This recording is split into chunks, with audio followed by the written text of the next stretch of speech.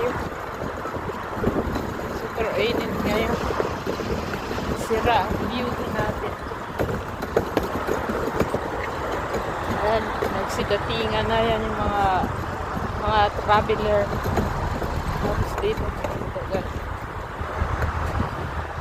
hinihingal ako. Pero malapit na itong matapos at ayan na, nagsidatingan sila. Ikot tayo dito.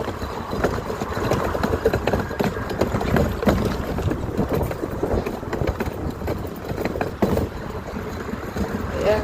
Pagka guys, tapusin ko lang ako ng basura.